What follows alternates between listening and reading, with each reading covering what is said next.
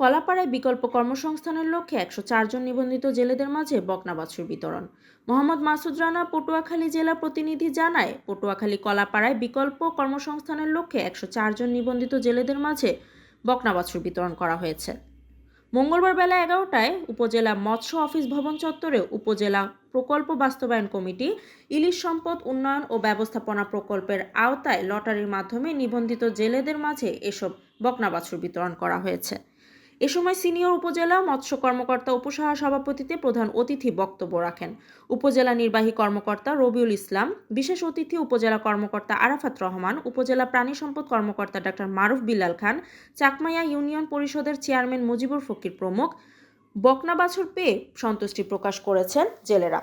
Senior উপজেলা মৎস্য কর্মকর্তা অপু সাহা বলেন, যখন মাছ ধরা বন্ধ থাকে তখন আপনাদের বিকল্প জীবিকা অর্জনের জন্য 2024-25 অর্থ বছরে বরাদ্দ প্রাপ্তি সাপেক্ষে তালিকাভুক্ত সর্বমোট ১০৪ জন নিবন্ধিত জেলেকে বকনা বাছুর দেওয়া হয়েছে।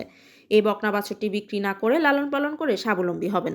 ইলিশ সম্পদ উন্নয়ন ও ব্যবস্থাপনা প্রকল্পের আওতায় কলাপাড়া উপজেলায় আজকে আমরা জেলেদের বিকল্প কর্মসংস্থানের উপকরণ হিসেবে ১০৪টি বকনা বাছুর বিতরণ করলাম।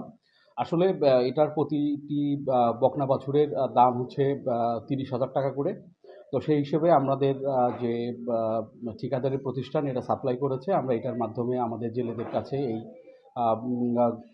সরকারের যে উপহারটা, সেই উপহারটা আমরা তাদেরকে পৌঁছায় দিচ্ছি মূলত বন্ধকালীন মৌসুমে, যাতে তারা তাদের জীবন এবং জীবিকাকে সচল রাখতে পারে, তার জন্য সরকারের এই উদ্যোগ ২০২২ সাল থেকে শুরু হয়েছে এবং আশা করছি যে আরও সামনের অর্থ বছর পর্যন্ত এই উদ্যোগটা চলবে এবং পরবর্তীতে সরকার যদি এই প্রকল্পকে আরও বৃদ্ধি করে, সেক্ষেত্রে আমাদের প্রকল্প মেয়াদ অনুসারে আমরা জেলেদেরকে এই ধরনের সাহায্য সহযোগিতা করতে পারবো।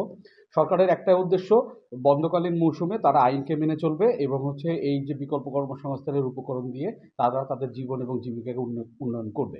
আমাদের কলাপাড়া উপজেলা থেকে পরবর্তীতে আরও বরাদ্দ সাপেক্ষে আমরা আরও জেলেদেরকে এই সুবিধার আওতায় আনার চেষ্টা করব।